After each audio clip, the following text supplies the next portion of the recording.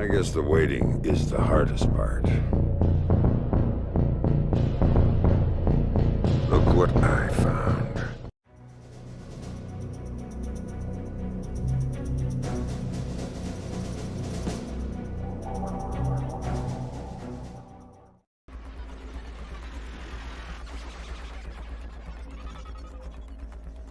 The first step in level design creation is to have the artists create a huge bank of models. We wanted to have as many objects as possible before even thinking of about how the maps would look. Then we created each map's based on what's written in the scenario. We wanted to have a very clear idea of the environment and what the gameplay would be before going on to the 3D stuff. Generally, the atmosphere we wanted to create in each map was danger. The objective of great level design isn't to make maps that would confuse the player like a maze. Instead, we wanted to make the player feel powerful. That means giving them a cool character to play with and the right weapon to use, but also giving them the right environment to be part of. Unlike other games, in Splinter Cell, we wanted the shadow to be a safe territory for the player, and bright areas to be the dangerous territory. With smaller environments, we could make the gameplay much more intense, put the player much closer to the enemies, and it let Sam Fisher interact with the light and shadow much more effectively. The idea was to make a fully interactive environment, make it possible to shoot a computer, take a soda can, and to distract enemies. But much more importantly, to shoot out lights. Shooting lights allow for a different gameplay experience depending on basically how you play. That was the ultimate goal, and well, we made it happen.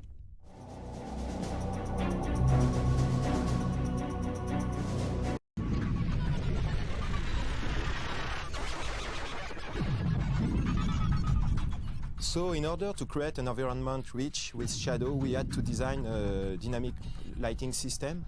We had to start with a very strong base engine. We chose to work with the Unreal Engine because it offered the power and the flexibility we need. Everything in the game world casts a shadow. This means that the player could interact with light and shadow like never before. They can use shadow to hide in. They could also detect enemies by seeing only the shadow.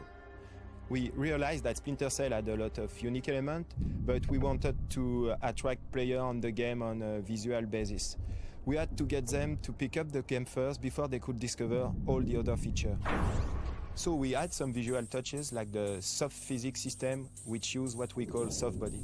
Soft body are anything in the environment that isn't solid, like curtains and flags. This was the unique visual that we need to differentiate Splinter Cell from the other game.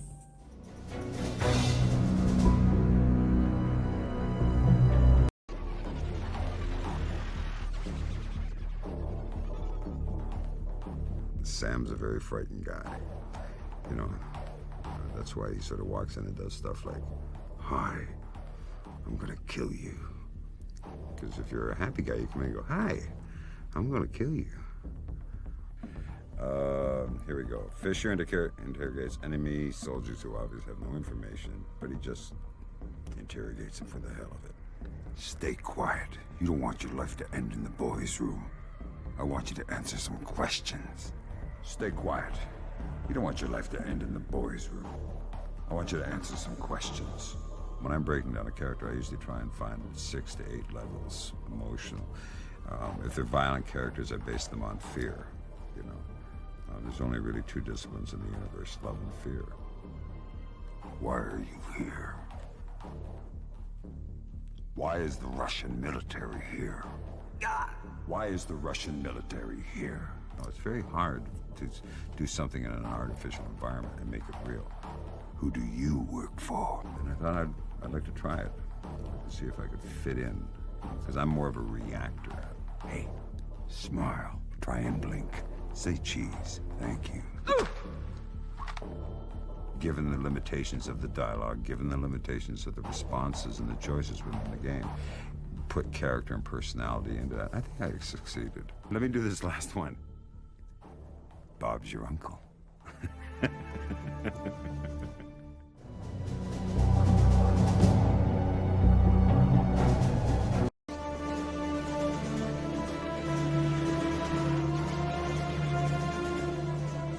going to this whole Cold War espionage sneaking around thing, we need to develop the sounds and use sounds that are going to benefit the darkness and still work. So we did use a few, let's say, ethnic instruments in the areas that we're at. When we're in Georgia, we have some Georgian guitars and Armenian voices, and when we're in Burma, we've got some Burmese voices and some Burmese drums and things like that.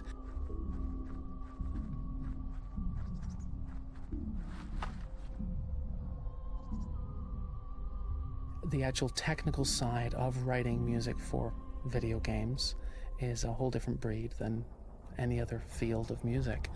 And I think it really, the constraints are larger. I mean, smaller constraints, they tie you in a little better, but it forces you to be more creative. Show yourself! So what we did was we brought in a whole bunch of different styles together, from classical to electronica to ambient to world, and trying to find a happy balance between all three of them to come up with the sound. We still have the little sense of orchestral in there, which brings the emotion out in the combats.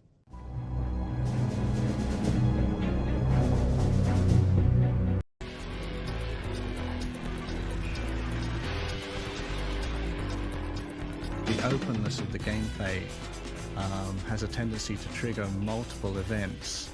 The fact that you can pursue your investigation as the character, we can quickly run into trouble there where you've set off alarms, you're in the middle of a conversation with Lambert, you're being attacked by guards, and you're trying to hide and you've got your night goggles on. The fact that all of those things could happen at the same time makes for quite a lot of complexity in the design.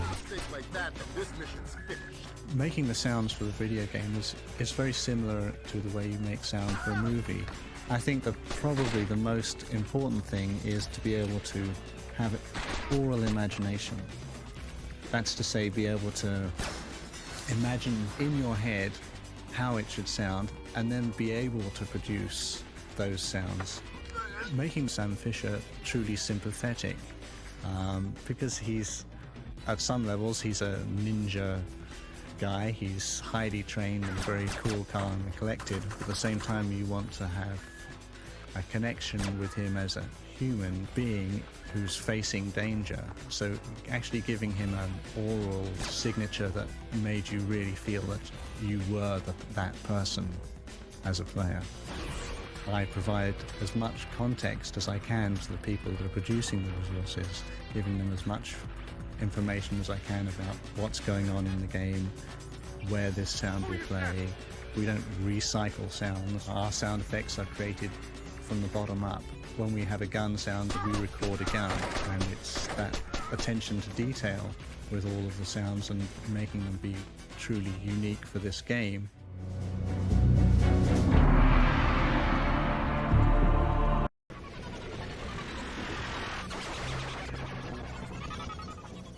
So Sam, what was your role in the development of Splinter Cell?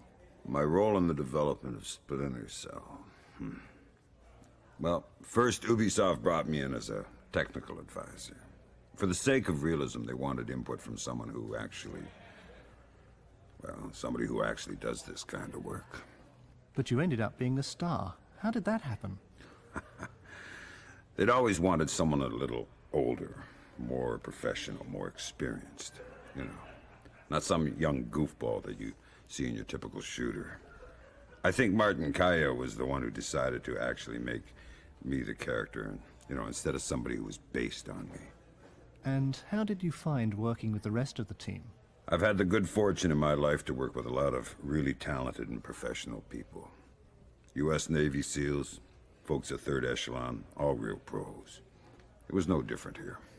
What was the hardest part of the job? Without a doubt, animation. The decision was made that they didn't want to use mocap. They wanted a more artistic feel, so it's all done by hand. So here I am, hanging off everything in the office while Steve and the animators are filming me, to see how I move. Man, I must have spent hours doing the split jump. I hated that part of the job.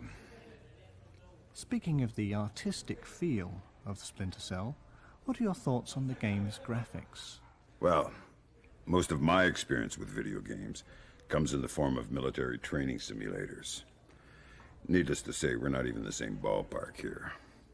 The fact that Splinter Cell uses light and shadows, I move from the light into the shadows, I'm able to hide. The fact that they use this as the core game mechanic means that these lights, well, they're dramatic and beautiful, but they also create a real dramatic tension and evoke a strong mood. One more question, Sam. What about the rumors there is a sequel in the works? Have you signed on for Splinter Cell 2? Unfortunately, I'm not authorized to discuss those matters at this time.